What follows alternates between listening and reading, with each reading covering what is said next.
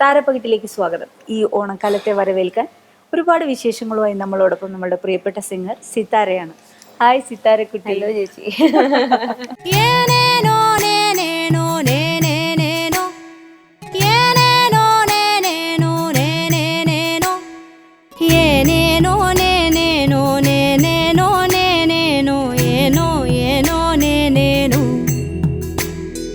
കുറെ കാലത്തിന് ശേഷം ഒരുപാട് മെലിഞ്ഞിരിക്കുന്നു. അതെയോ, സന്തോഷം. ഞാൻ കഷ്ടപ്പെട്ട് മെലിയിച്ചതാ. ആദ്യമായി തന്നെ വളരെ സ്നേഹം നിറഞ്ഞ happy happy happy Onam. Vishu the same, Vishu the same. Onam എന്ന് പറയുമ്പം എന്താണ് ഒരു പെട്ടെന്ന് വരുന്ന ഒരു മെമ്മറി? ഓണം എന്ന് പറയുമ്പോൾ എനിക്ക് ഫാമിലി തന്നെയാണ്. എല്ലാ ആഘോഷങ്ങളും എനിക്ക് അങ്ങനെ തന്നെയാണ്. ഫാമിലി, പ്രത്യേകിച്ചും ചെറുതാകുമ്പോഴുള്ള ഓണം, അച്ഛൻ്റെയും അച്ഛമ്മയുടെ ഒക്കെ കൂടെയുള്ള കസിൻസും ഒക്കെ കൂടെയുള്ള ആ ഒരു ദിവസം. അപ്പം ഭയങ്കര പഴയ രീതിയിലുള്ള അങ്ങനെയൊന്നും പറയാൻ പറ്റില്ല. ഒരു ടെലിവിഷൻ ഓണത്തിന്റെ ഒക്കെ കാലത്ത് തന്നെയായിരുന്നു എന്റെയും കുട്ടിക്കാലം പറയണത്.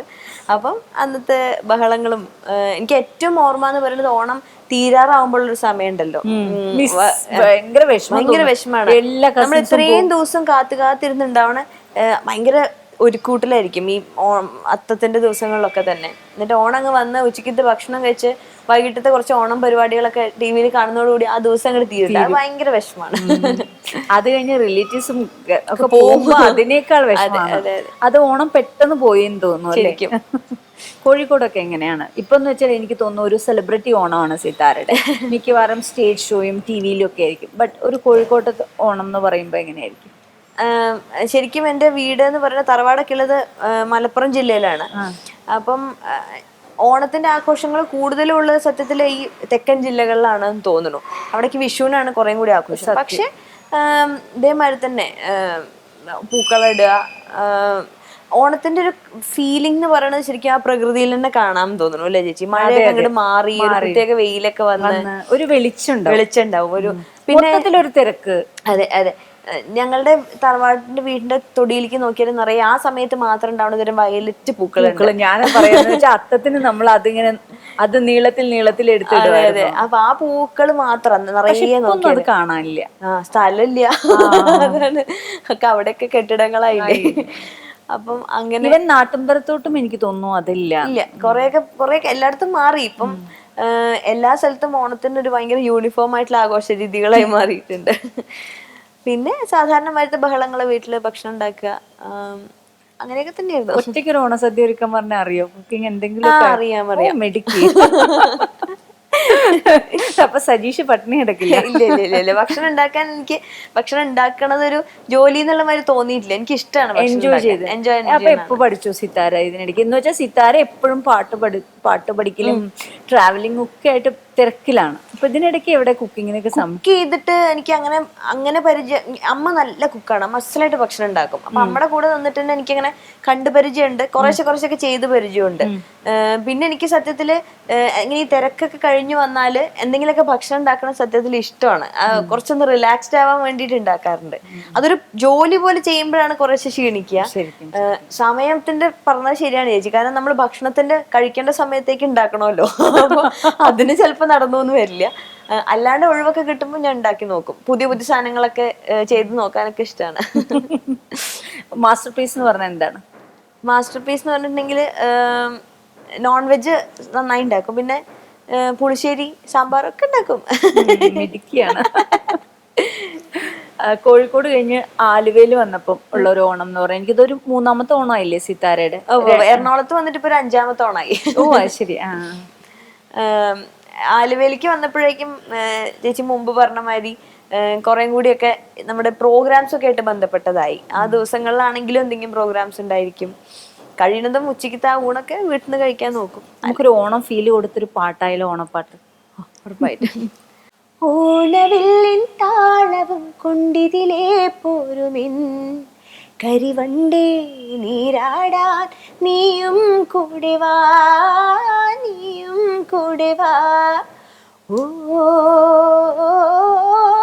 ഓണവില്ലിൻ താളവും കൊണ്ടിതിലേ പോരുമിൻ കരിവണ്ടേ നീരാടാൻ നീയും കൂടെ വാ. മോള് 1 വയസ്സൊക്കെ കഴിഞ്ഞു ഇപ്പൊ അല്ലെ? 1 വയസ്സ് 3 മാസമായി അവൾക്ക്. മോളുടെ പേര് സവൻ ഋതു. അതെ, ചേച്ചിക്ക് എല്ലാ ഡീറ്റെയിൽസും അറിയാം. ഇത്രയും ഇഷ്ടമാണ് മഴക്കാലം, മോൾക്ക് വരെ അങ്ങനെ ഒരു പേരിടാൻ. അവള് ഒരു മഴക്കാലത്താണ് ഞങ്ങളുടെ ലൈഫിലേക്ക് വരണത്. അപ്പൊ മൊത്തത്തിൽ ഭയങ്കര എന്താ പറയാ സുഖവും സന്തോഷവും ഒക്കെ ആയിട്ട് വന്നൊരു ഭാവയാണ്. അപ്പം ഞങ്ങൾ രണ്ടാളും കൂടി ഇങ്ങനെ പല പല പേരുകൾ ആലോചിച്ച് അങ്ങനെ ഇട്ടൊരു പേര്. ആദ്യം സത്യത്തില് ഇപ്പൊ നമുക്ക് എല്ലാ പേരുകളും അങ്ങനെയല്ലേ, ഒരു വാക്ക് മാത്രല്ലേ. ഇപ്പോഴാണല്ലോ നമ്മളെ മോളുമായിട്ട് ആ വാക്കിനെ കണക്ട് ചെയ്തിട്ട് ഇപ്പൊ നമുക്ക് ഏറ്റവും പ്രിയപ്പെട്ട വാക്കാണത്. അല്ല, ഈവൻ ഇപ്പോഴാണ് കുറെ കൂടെ മീൻ അർത്ഥമൊക്കെ നോക്കി ഏതോ 1-2 കുട്ടിയൊക്കെ ആയതുകൊണ്ടാന്ന് തോന്നുന്നു. പണ്ടൊക്കെ അത്രത്തോളം എനിക്ക് തോന്നുന്നില്ല. ഇല്ലേ, ഉണ്ടാവില്ല. പണ്ടൊക്കെ ഇങ്ങനെ എണ്ണം തെറ്റി പോകാണ്ടിരിക്കുകയാണ്. സീരിയസ്ലി അത്രയും ആൾക്കാരില്ലേ, ഒരു പേഴ്സണൽ അറ്റൻഷനും കെയർ ഒക്കെ എത്രമാത്രം കുറവാണ്. പക്ഷെ അതിന്റെ ഒരു സത്യത്തില് ആ ഒരു ജനറേഷനിലുള്ള ആൾക്കാർ അതിന്റെ ഒരു ആത്മവിശ്വാസവും ഷെയറിങ്ങും കെൽപ്പും ഒക്കെ കൂടുതലുണ്ടായിരുന്നു. അതൊക്കെ സത്യമാണ്. അല്ല, ഇതും ശരിയാണ് ഈ പറഞ്ഞ. പിന്നെ മൂത്ത ചേച്ചിമാരോ മൂത്ത ഏട്ടന്മാരോ ഒക്കെ ആയിരിക്കും അമ്മ അച്ഛൻ ഫീല്. അമ്മയ്ക്ക് ചെറിയ കുട്ടിയെ നോക്കണം. സിത്താരയുടെ ഇപ്പം ലേറ്റസ്റ്റ് ആയിട്ട് പാടിയ പാട്ട് ഏതാ? അവസാനം റിലീസായത് മിസ്റ്റർ ഫ്രോഡിലെ സദാപാലയ പറഞ്ഞ കീർത്തനത്തിന്റെ ഒരു റിവൈവ് ആയിരുന്നു ചേച്ചി. മിയ ഇങ്ങനെ ആ പാടുന്ന 2 വരി പാടാം. സദാപാലയ സാരസാക്ഷി സദാപാലയ സാരസാക്ഷി സമാനരഹിത സമാനരഹിത മോഹനാംഗി. ഓണം ഷോപ്പിംഗ് ഒക്കെ എന്തായി? ഓണത്തിനായിട്ടുള്ളൊരു ഷോപ്പിംഗ് സത്യത്തിൽ ഇപ്പൊ കുറവാണ്. ഇപ്പം സത്യത്തില് നമുക്ക് വേണ്ടിയിട്ട് കേട്ടോ, അച്ഛമ്മയ്ക്കും മറ്റു റിലേറ്റീവ്സിനൊക്കെ ഉള്ള ഡ്രസ്സുകൾ എടുക്കും, മോൾക്ക് കോടി എടുക്കും എന്നല്ലാണ്ട് നമ്മൾ ഈ പ്രോഗ്രാംസിനൊക്കെ വേണ്ടി ഇടയ്ക്കിടയ്ക്ക് മേടിക്കണോണ്ട് സത്യത്തില് ഇങ്ങനെ ഒരുതരം എക്സ്ട്രാവഗൻസി അല്ലേ, ഇങ്ങനെ വെറുതെ കുപ്പായം എന്നുള്ളത്. അപ്പൊ കഴിയുന്നതും ബാക്കി ഫ്രണ്ട്സിനൊക്കെ ഉള്ളതും റിലേറ്റീവ്സിനൊക്കെ വാങ്ങി വെക്കും. അങ്ങനെ എത്രത്തോളം ഒരു ഇന്നെന്ന് വെച്ചാൽ ഒരു പെർഫോമൻസ് ആണ് ശരിക്കും. പാട്ടൊക്കെ ആണെങ്കിലും സ്റ്റേജിൽ എന്ന് പറഞ്ഞാൽ ഒരു വിഷ്വൽ സിംഗിങ് തന്നെയാണ്. അപ്പം അതിനൊക്കെ വേണ്ടി എത്രത്തോളം പ്രിപ്പറേഷൻ എടുക്കും സിത്താര? ഐ മീൻ നമുക്ക് വൃത്തിയായിട്ട് അപ്പയർ ചെയ്യാൻ വേണ്ടിയിട്ട് ഉള്ളൊരു ശ്രമമൊക്കെ ഉണ്ടാവും. ഒന്ന് എന്താ പറയുക, ഹെൽത്തി ആയിട്ടിരിക്കുക എന്നുള്ളതാണ് ഞാൻ എപ്പോഴും ശ്രദ്ധിക്കാറ്. ഇപ്പൊ പാട്ടിനെ സംബന്ധിച്ചിടത്തോളം നമുക്ക് പാടുമ്പം ബ്രീത്ത് കിട്ടാനും ഒക്കെ ഒന്ന് നമ്മളെപ്പോഴും ഫിറ്റ് ആണെങ്കിൽ നമുക്കൊരു ആത്മവിശ്വാസം ഉണ്ടാവുമല്ലോ. നമ്മൾ കാണാൻ ഓക്കെ എന്തിനും വേഷം ധരിക്കാനാണെങ്കിലൊക്കെ ഉള്ള കോൺഫിഡൻസ്, അതിന് വേണ്ടിയിട്ട് ഇങ്ങനെ ഡയറ്റും കാര്യങ്ങളൊക്കെ ശ്രദ്ധിക്കാറുണ്ട്. ഡോക്ടർ ആയതുകൊണ്ടായിരിക്കും സജീഷ് എത്രത്തോളം സപ്പോർട്ട് ചെയ്തു ഈ ഡയറ്റിന്? ഞാനിങ്ങനെ ഈ അന്തം വിട്ട് ഡയറ്റിംഗ് ഒക്കെ ചെയ്യണ ഇഷ്ടമൊന്നുമല്ല. മരിച്ചു പോകുമ്പോൾ എന്നോട് ഇങ്ങനെ ഭക്ഷണം കഴിക്കാഞ്ഞാല്. സജീഷിനാണെങ്കിൽ നല്ലോണം ഭക്ഷണം ഇഷ്ടമുള്ള ആളാണ്. അപ്പൊ ഞങ്ങൾക്കും. അപ്പൊ ഇതെങ്ങനെ ഒരാള് ഒരു ഫുഡ് ഇത്രയും ഫുഡി ആയിട്ട് കഴിക്കുമ്പോ എത്രത്തോളം ഡയറ്റ്? എനിക്കൊന്ന് കൺട്രോൾ പോകണ്ടേ? അങ്ങനെയല്ലേ ചേച്ചി, ഞാന് ഇല്ല കുറച്ചൊക്കെ കൺട്രോൾ ചെയ്യും. അങ്ങനത്തെ ക്രേവിങ്സിനെയൊക്കെ ഒന്ന് കൺട്രോൾ ചെയ്യാൻ ശ്രമിക്കും. പിന്നെ നല്ല വസ്ത്രം ധരിക്കുക, നമുക്ക് കോൺഫിഡൻസ് തോന്നണം. പക്ഷെ ഡ്രസ്സ് ധരിക്കുക എന്നല്ല. പക്ഷെ എനിക്ക് വേറൊരു കാര്യം എന്താ വെച്ചാല്, നമ്മള് ടി വിയിലേക്ക് വരുമ്പോ ഇപ്പൊക്കെ നമ്മൾ ഇരിക്കണില്ലേ, ഇതേമാതിരി നല്ല മേക്കപ്പ് മാൻമാരുണ്ടാവുമല്ലോ. അപ്പൊ അവര് നമ്മളെ നല്ല ഭംഗിയാക്കിയിട്ട് ഇരുത്തും. അതർവൈസ് ഞാൻ അങ്ങനെ എനിക്ക് അത്ര ഭംഗിയായിട്ട് പുറപ്പെടാൻ സ്വയം മാത്രമൊന്നും അറിയില്ല. അതാണ് എനിക്ക് തോന്നുന്നത്. സിത്താര ശരിക്കും പറഞ്ഞിട്ടുണ്ടെങ്കിൽ നമ്മളൊരു ക്രൗഡിനിടയിൽ സിത്താര വളരെ ഫ്രീ ആയിട്ടാണ് വരാറല്ലേ? ഐ മീൻ അങ്ങനെ എനിക്ക് അത്ര അറിയില്ല എന്ന് പറയും. ഈ ഇടയ്ക്കാണ് ഞാൻ സത്യത്തിൽ ഇങ്ങനെ ഓരോ സ്ഥലത്ത് ചെല്ലുമ്പോഴോടൊക്കെ ചോദിച്ച് മനസ്സിലാക്കിയിട്ട് കുറേശ്ശൊക്കെ ഷോസിനൊക്കെ വേണ്ടി പുറപ്പെടാൻ പഠിക്കുന്നത്. അല്ലെങ്കിൽ ഞാൻ വളരെ കാഷ്വൽ ആയിട്ട് നടക്കാനാണ് ഇഷ്ടം. അപ്പൊ ഒരാൾക്ക് മനസ്സിലാവില്ല. അപ്പൊ എനിക്ക് കുറച്ച് വിഷമാവേ, ഇത്ര നാള് ഇപ്പൊ ടി വിയിലൊന്നും കാണാറില്ലല്ലോ. ഏറ്റവും വിഷമമുള്ള ചോദ്യം എന്താ പറയുക ചേച്ചി, സിത്താര കഴിഞ്ഞ ദിവസം കണ്ടപ്പോ നല്ല തടിച്ച് വെളുത്തിട്ട്. അപ്പൊ ഞാൻ അപ്പൊ അതിനർത്ഥം കറുത്ത് വെള്ളിട്ടതാണ്. അപ്പം മേ ബി ഞാനങ്ങനെ എന്താ പറയാ, ഇതിന് ഈ രീതിയിലൊന്നും കാണുന്നതിന് അർത്ഥമൊന്നും ഇല്ല. അപ്പൊ സത്യം പറഞ്ഞിട്ടുണ്ടെങ്കിൽ പളപള ഡ്രസ്സൊക്കെ ഇട്ട് പോയാലേ ആൾക്കാർക്ക് അറിയുള്ളൂ. അതാ.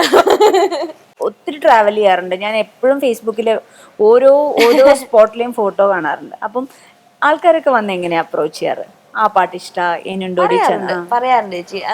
നല്ല പരിചയമുള്ള ആൾക്കാര്, ഐ മീൻ ടിവിയിലൊക്കെ കണ്ടു പരിചയമുള്ള ആൾക്കാര് പാട്ട് ഇഷ്ടപ്പെടുന്ന ജെനുവിനായിട്ട് അടുത്ത് വന്ന് പറയുമ്പോൾ നമുക്ക് സന്തോഷാ. എല്ലാവരും എനിക്ക് തോന്നുന്നില്ല അങ്ങനെ എല്ലാവരും ഇപ്പൊ പരിചയമുള്ളവരുണ്ടാണെങ്കിൽ പോലും വന്ന് പറയാന്നുള്ളത് സത്യത്തിൽ നമുക്കൊക്കെ അത്ര ഇൻഹിബിഷൻ ഉള്ള ആൾക്കാര് മലയാളികളായിട്ടുള്ള. ഇപ്പൊ ഞാനൊക്കെ അങ്ങനെയാണ്, നമുക്ക് പരിചയമുള്ള ഒരാളെ കണ്ടു കഴിഞ്ഞാൽ നമുക്കൊന്ന് പോയി ആഗ്രഹം ഉണ്ടാവും, പക്ഷെ പറയാനുള്ളൊരു മടി എവിടെയുണ്ടാവും. പക്ഷെ സിംഗേഴ്സിന്റെ അടുത്തൊക്കെ എപ്പോഴും മലയാളികൾക്ക് ഒരു ഇഷ്ടം, അതിന് ബ്രേക്ക് ചെയ്ത് വന്ന് പറയുമ്പോൾ നമുക്ക് ഭയങ്കര സന്തോഷം തോന്നും. പറയാറുണ്ട് അങ്ങനെ. എനിക്ക് തോന്നുന്നു ഒക്കെ ഒരു അമ്മമാരുടെ ആ ഒരു ഏജിലുള്ളവർ പിന്നെ കുട്ടികളാണ് അധികം എൻ്റെ അടുത്ത് സംസാരിക്കാറ്. എപ്പോഴും നമുക്ക് ഏറ്റവും ഒരു വലിയ പുരസ്കാരമാണ് സംസ്ഥാന അവാർഡ് എന്ന് പറയുന്നത്. ആ പാട്ട് അല്ലെങ്കിൽ ആ അവാർഡ് ലഭിച്ചപ്പോൾ ഉള്ള ഒരു ഫീൽ എന്തായിരുന്നു? ഭയങ്കര സന്തോഷമായിരുന്നു. കാരണം സെല്ലുലോയിഡിലെ പാട്ട് പാടിയതിനു ശേഷം ഒരുപാട് വൈകാണ്ടാണ് അനൗൺസ് ചെയ്യണേ. അന്ന് സിനിമ ആവുന്നതേ ഉണ്ടായിരുന്നുള്ളൂ.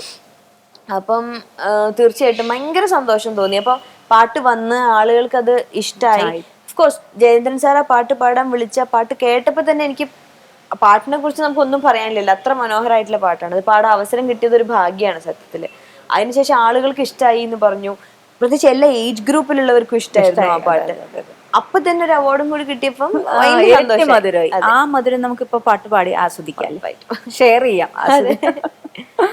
ഏനുണ്ടോടി അമ്പിളിച്ചന്തം, ഏനുണ്ടോടി താമരച്ചന്തം, ഏനുണ്ടോടി മാരിവിൽ ചന്തം, ഏനുണ്ടോടി മാമഴച്ചന്തം, കമ്മലിട്ടോ പൊട്ടു തൊട്ടോ ഏനീതൊന്നും അറിഞ്ഞതേയില്ലേ പുന്നാര പൂങ്കുയിലേ,